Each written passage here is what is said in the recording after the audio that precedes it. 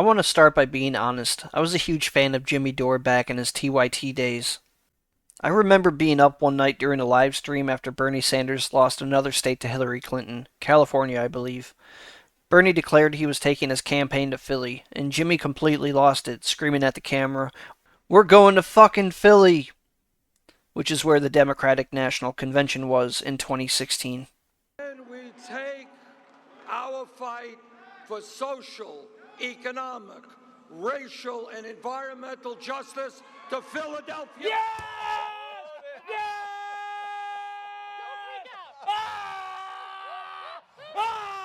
Fucking Philly, baby! We're going to fucking Philly! Yes! I fucking love this guy! We are fucking going to Philly! We are going to Philly! We are going to Philly! We are going to Philly! Yes! It wasn't just yelling, it was the fire Bernie had lit, the excitement, frustration, and determination. That was the passionate Jimmy Dore I remember. I followed him on aggressive progressives until about 2019. That's when I noticed a shift, getting caught up in drama, platforming problematic figures. TYT wasn't perfect either, far from it. They became Democrat light, but what made Jimmy exciting was that he actually tried something bold with Force the Vote. Force the Vote pressured Democrats to vote for Medicare for All and hold them accountable, planning primaries against them if they didn't. It was meant to show that progressives could organize from within the system, but it ultimately failed in that task, and it showed that you cannot reform the Democratic Party, let alone the United States government. Jimmy often frames himself as just asking questions or giving a platform, but platforming isn't neutral. Take Caleb Maupin, a LaRoucheite, patriotic socialist, journalist, and cult founder. Maupin ran the Center for Political Innovation, CPI, a for-profit organization. In 2022, former members accused him of manipulation and sexual abuse. He later renounced communism entirely and openly endorsed Donald Trump, rebranding the CPI as innovationism. He is now known as the Spanky Tanky. Maupin ran CPI like a cult, forcing young members to live in a $600 a week hotel, volunteering most of their time while he lived separately. He even texted his wife about setting up a big compound in the woods where he will live with all the kids, the CPI members, that is. Maupin aligned with far-right figures, including Alexander Dugin, and CPI events featured Holocaust deniers and extreme nationalist voices. Jimmy repeatedly platformed Maupin as a legitimate leftist voice. This isn't neutral. It amplifies reactionary, nationalist, and fascist positions while giving them credibility among a left-leaning audience. Maupin, Max Blumenthal, and others like them offer critiques of power, but selectively and inconsistently, that delegitimizes the left to the masses, fostering cynicism and sometimes admiration for reactionary forces rather than building working-class movements. Then there's Operation Car Wash in Brazil. Jimmy promoted Glenn Greenwald's reporting as if it were an unassailable anti-corruption story. Greenwald's early coverage, however, downplayed selected prosecutions, judicial misconduct, and political bias, which contributed to Lula's wrongful conviction. Lula's imprisonment removed a key leftist leader from Brazilian politics, weakening the left domestically and internationally. Greenwald's later reporting helped overturn the conviction, but the initial framing still caused real harm.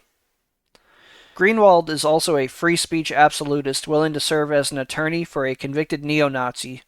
These choices reflect a pattern, principle over consequence, often amplifying figures or narratives without fully grappling with real-world impact. Jimmy and Glenn can be highly detailed, but detail alone doesn't guarantee care or accountability. Dore pretends to serve a left purpose, amplifying harmful actors, but it isn't always applied carefully, and sometimes it actively harms the left. Jimmy's approach to issues like LGBTQ liberation is consistent, but he filters them through a lens of capitalist critique. That framing can unintentionally make it easier for audiences to dismiss real struggles or corporate abuses of the demographics in the discussion.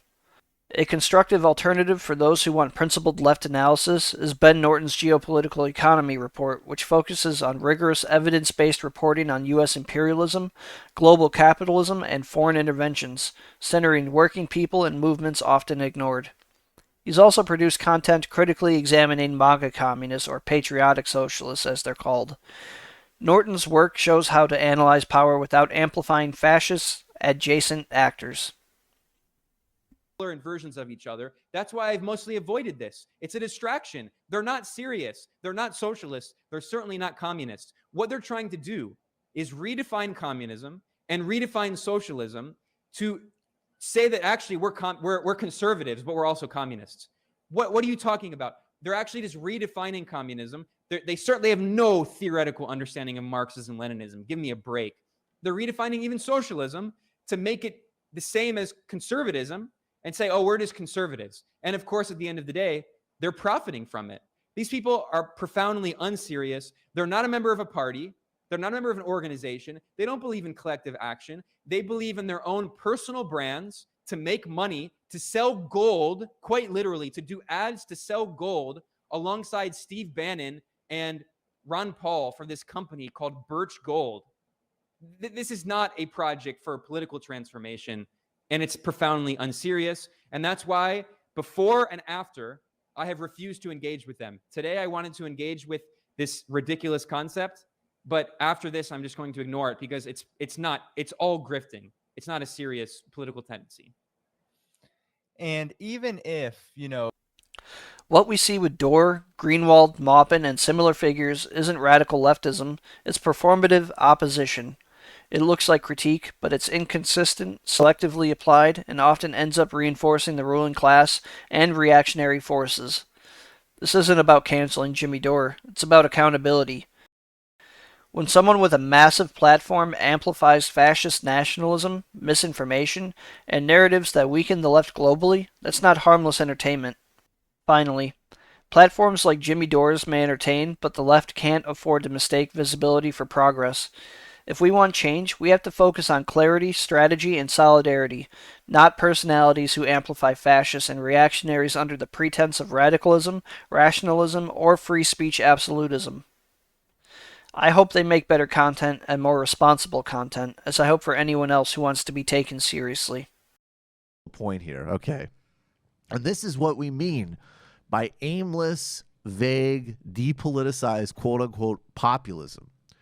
What did Car Wash actually reveal? Well, Car Wash undoubtedly revealed massive corruption across Brazilian politics, although it was weaponized to target one party.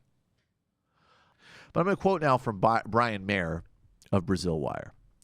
It's no secret that American corporations have immensely benefited from Operation Car Wash, the international corruption investigation that was initiated in partnership between the U.S. Department of Justice, the SEC, the local public prosecutor's office in Curitiba, Paraná, and the Brazilian External Police.